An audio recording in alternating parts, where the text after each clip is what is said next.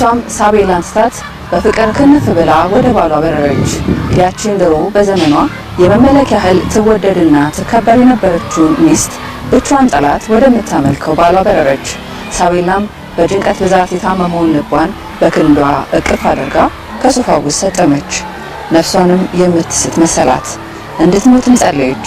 በእጅና በነፍሱ የግፍ ደም ያለበትን ሰው ተከትላ ለመሄድ ስትል አርኪባልድ ካርላይን የመሰለ ባል አሽቀንጥራ ጣለችው። ሰላም እንዴት ናችሁ ተመልካቾች? ቀደም ሲል ያነበብኩላችሁ ሳቤላ ከተሰኘው ረጅም ልቦለድ ላይ የተወሰደ ጽሑፍ ነው። ይህን መጽሐፍ የ9ኛ ክፍል ወይም የ10ኛ ክፍል ተማሪ ያለው ያነበብኩት መጽሐፍ ነበር። በተለይ በዛ ጊዜ እንደነዚህ አይነት መሰል የልቦለድ ስራዎችን የማንበብ ልማድ ነበረኝና በርካታ መጽሐፎችን አንብቤያለሁ። እስከዛሬ ካነበብኳቸው ጥቂት የሚባሉ መጽሐፍት መካከል ግን ሳቤላን መቼም የማረሳው ከቀዳሚዎቹ ተርታ የማስቀምጠው መጽሐፍ ነው። ሳቤላ መጽሐፍ 488 ገጽ ያሉት ረጅም ልቦለድ መጽሐፍ ሲሆን የዚህ መጽሐፍ ደራሲ እንግሊዛዊቷ አካል ሁለተኛ ደራሲ ኤለን ፕራይስ ነች። ወደ አማርኛ የተረጎሙት ደግሞ ኃይለስላሴ መሀሪ ናቸው። ቆንጆ አድርገው ተርጉመውታል። ሳቤላ ደግሞ የዚህ መጽሐፍ ዋና ገጸ ባህሪ ስትሆን ታሪኩ በሙላ የዚች ሴት ህይወት ላይ የሚያጠነጥን ነው። በህይወቷ ያጋጠማት የሰራችው ስህተት እድሜ ልኳን ሲያሰቃያት በጸጸት የኖረች ሴት ነችና በጣም ስለምታሳዝነኝ ይመስለኛል ይህን መጽሐፍ መቼም የማረሳው መጽሐፍ እንዲሆን ያደረገው።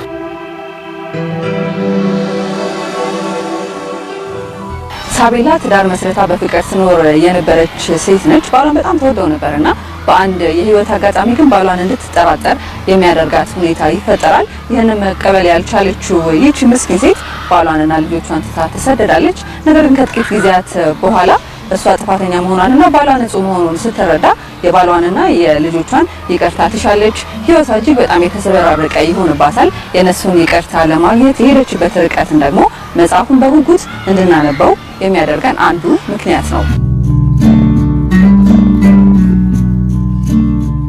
ሳቤላ ወደ ቀድሞ ባሏ በምትሄድበት ጊዜ እሱ ሌላ አግብቶ ልጆች ወልዶ እየኖረ ታገኘዋለች። ነገር ግን የልጆቿንና የሱን ይቅርታ በመፈለግ ወደ እነሱ ቤት ትገባለች። እንደዛ ያደረገችው ደግሞ ማዳም ቤን የተባለ ስያሜ እንዲሁም አዲስ ገጽታና አዲስ ማንነትን ተላብሳ እነሱ እንዳያውቋት በማለት ነው ቤቷ የገባችው። ቤተሰቦቿ ሳያውቋት እዛ ቤት ውስጥ ከቀድሞ ባሏና ከልጆቿ ጋር ስትኖር የነበረችው ይቺ ገጸ ባህሪ ቤተሰቦቿ እንዴት እንዳወቃት፣ ባሏ፣ ልጆቿ እንዴት ማንነቷን እንዳወቁት ደግሞ ይህንን መጽሐፍ አንብባችሁ መልሱን እንድታገኙ ትላችኋለሁ።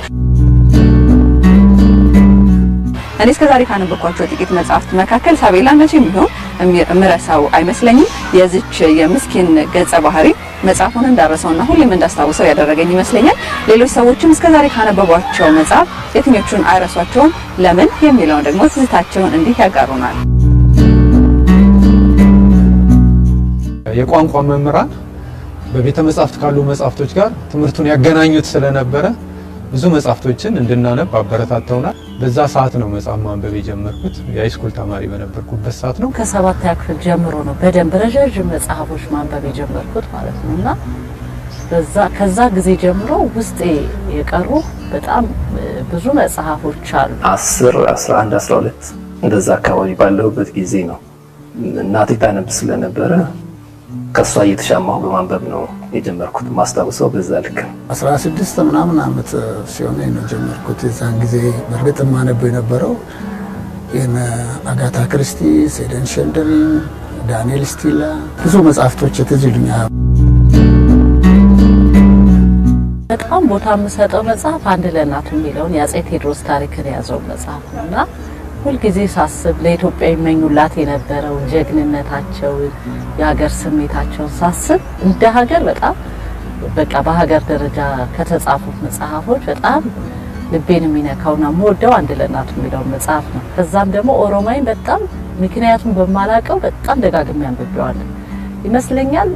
እዛ ላይ ያለው የፍቅር ታሪክ ያሳዝነኛል መሰለኝና በሱ ምክንያት ይመስለኛል አንብቤዋለሁ። በጣም ማስታውሰውና ማረሳው የአንድ መጽሐፍ ታሪክ ነው።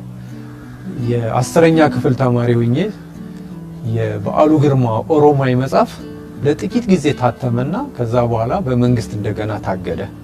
እንደውም እሱን ይዞ የሚገኝ ሰው ሁሉ የሚታሰርበት ዘመን ነበርና በዛን ጊዜ ግን አንድ ይህን መጽሐፍ የያዘች አንድ የክላስ ተማሪያችን ሰጣኝ። 2 ቀን ነው የሰጠችን ይህንን መጽሐፍ ለማንበብ። በ2 ቀን ውስጥ ሌሊቱ ሙሉ ተራ በተራ እያነበብን የመለስኩት የኦሮማይ መጽሐፍ አይረሳኝም። ኦሮማይ ደግሞ ያነበብኩት ማትሪክ ወስጄ በነበረው ብሬክ ደጋግሜ አንብቤዋለሁ። ከዛም በፊት አንብቤዋለሁ ኦሮማይን፣ ግን እየደጋገምኩ በዛ ብሬክ ሰዓት አንብቤዋለሁ እሱ እና ውስጤ በጣም ቀርተዋል ብዬ አስባለሁ። ግን እስካሁን ካነበብኳቸው ሁልጊዜም የማልረሳውና እጄም ላይ የማይጠፋ ለሰው መዋስደስ የማይለኝ መጽሐፍ ይህ መጽሐፍ ነው። የስብሐት ገብረ እግዚአብሔር ሰባተኛው መልአክ የሚል መጽሐፍ ነው። ይህ መጽሐፍ ያነበብኩት የ3ኛ ዓመት የስነ ጽሁፍ ተማሪ ሆኜ ነው ያነበብኩት። በ92 ታተመ። 93 መጀመሪያ አካባቢ ገዛሁት። ከዛን ጊዜ ጀምሮ በቃ በየተወሰነ ጊዜው አነበዋለሁ። ስብዕናና ስሜት የሚል መጽሐፍ አንብቤያለሁ። ከ2 ዓመት በላይ ይሆናል ካነበብኩት። ከ2 ዓመት 3 ዓመት አካባቢ ይሆናል። እውነታ ነው፣ ሰውነትን ነው የሚናገረው። ልቦለድም አይደለም። ምናልባት ጥናት ላይ የተመሰረተ ነው። ሰው ማን ነው ተብሎ የሚነሳውን ጥያቄ የሚመልስ ሀሳብ ነው። የዛን ጊዜ እውነት ለመናገር ሲሞቱ አልቅሻለሁ። ሞቱ የሚለው ታሪክ ላይ ስደርስ፣ አፄ ቴዎድሮስ ሞቱ የሚለው ፓርት ላይ ስደርስ ለረጅም ሰዓት አልቅሻለሁ። ያው የልጅነትም ስሜት ስለሆነ እንደገና አጻጻፉ በጣም በቃ ደስ ይላል አጻጻፉና አልቅሻለሁ። ኦሮማይ ሳነብ የተሰማኝ ስሜት አዲስ አበባና ኤርትራ ስላፈቀራት ሴት ነው የሚያወራውና በጣም ተወደው ነበር እዚያ ያለችው። እዛም ደግሞ በጣም ተሸንፏል። አንዳንድ ጊዜ ሰዎች በአጋጣሚ የሚገቡበት ነገር የሚያስከፍለው ዋጋ ነው የሚያሳየው በፍቅር ህይወቱ። ሌላው ፓርት እንዳለ ሆኖ ማለት ነውና ያ ፓርት ያሳዝነኛል። እኔ 12ኛ ክፍል ልጨርስ አካባቢ ኤርትራ ከኢትዮጵያ ጋር ነበረች፣ አንድ ክፍለ ሀገር ነበረች። ከዛ በኋላ ነው ኤርትራ የተለየችው። ከዛ በፊት በነበረ ሁኔታ ሀገሪቱ ውስጥ ጦርነት ነበረ። ብዙ የማይነገሩ ነገሮችም በዛ መጽሐፍ ላይ ተጽፎ ማየቴ ልክ ደራሲው የፈጠረው ገጸ ባህሪ እዛ ሌላ ፍቅረኛ እንዳለው አዲስ አበባ ሌላ ፍቅረኛ እንዳለው በማድረግ እውነቱን እያገናዘበ የመሪውንም ስም የጠቅላይ ፕሬዝዳንቱን የመንግስቱ ኃይለማርያምንም ስም እየጠቀሰ ብዙ ሊነገሩ የማይችሉ ነገሮችን በዛ ሰዓት እየተናገረ እንድንሰማ በዛን ወቅት ማድረጉ ካለን ከምንከታተለው ወቅታዊ ሁኔታ አንፃር ያ መጽሐፍ በቃ በጣም ትኩረት የሚስብ ነበር። ጥናቴንም የሰራሁት እዚህ መጽሐፍ ላይ ነው። የፋንታሲ ስነ ጽሁፍ በሰባተኛው መልአክ ላይ በሚል እዚህ ውስጥ ያሉ 2 የፋንታሲ ታሪኮች አሉ።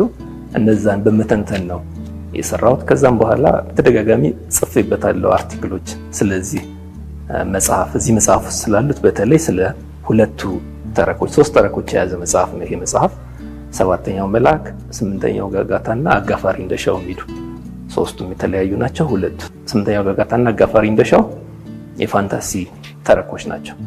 በራሱ ካራክተሮቹ ምንም ጥያቄ የለውም። ልክ እንደንተን ካሪኬቸር የሚባል አሳሳል አለ። በቃ እንትኑ ጭንቅላትሽ ውስጥ እንዲቀሩ የመሳል አይነት አሳሳል ያላቸው ናቸው። በቃ በጣም ኢማጂን ታረጋቸዋለሽ። እዚህ ውስጥ ያሉትን አቶ አላዛርን፣ ሙሴ ብዙሃንያን፣ ሙሴ አድሃሪያን የሚባሉ ካራክተሮች አሉ።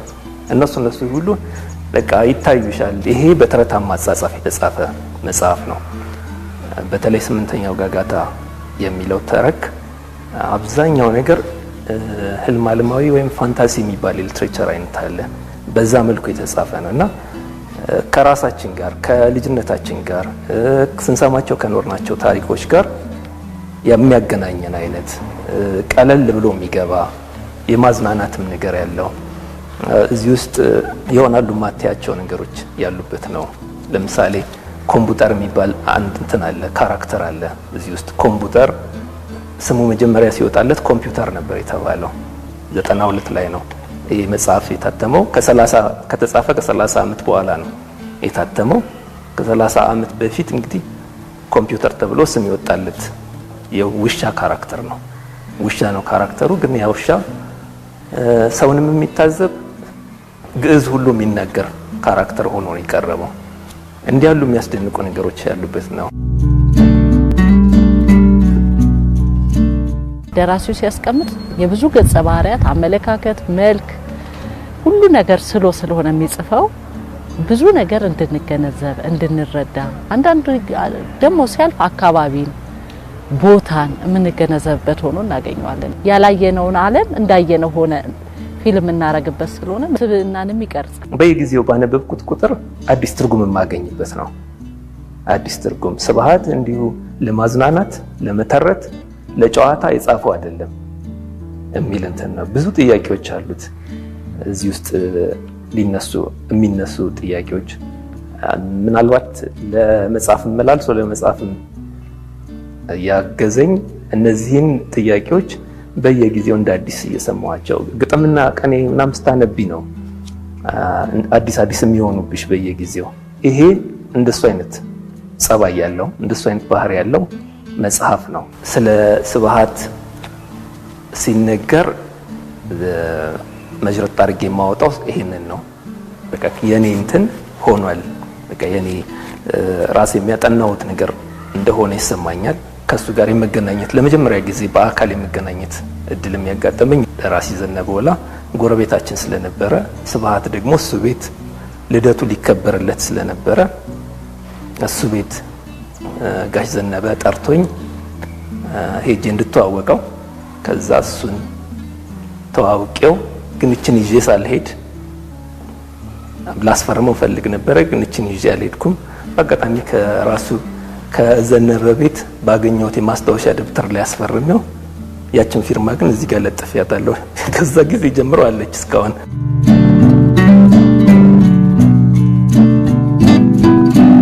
እኔ ረጅም ልብ ወለድን የሚወድ በተለይ የትርጉም ስራ ወዳጅ የሆነ ሰው ሳቤላን ቢያነበው እላለሁ። በታሪኩ ለህይወት ስንቅ የሚሆኑ ትምህርቶች አሉትና ባለታሪኮቻችንም አንብበው የወደዱትን እንድናነበው ጋብዘውናል። አጭር ነው ግን እነ ሌቱም አይነጋልኝ እነ ትኩሳት ምናምን በሚባሉበት ፓወር የተጻፈ ነው። ስብሐት ህይወትን የተረጎመበትን መንገድ ማየት ለሚፈልግ ሁሉ የምጋብዘው ተረትም ኤርታይም ስቶሪም የሚወድ ሰው ኢንጆይ ሊያደርገው የሚችል መጽሐፍ ነው ብዬ አስባለሁ። ታሪክ ሲሆን አንድ ለእናቱን ሰው ቢያነበው በጣም ብዙ ካነበብኳቸው የታሪክ መጽሐፎች እኔም በጣም የወደድኩትና ደስ ያለኝ እሱ ስለሆነ እሱም ቢያነቡት እጋብዛለሁ።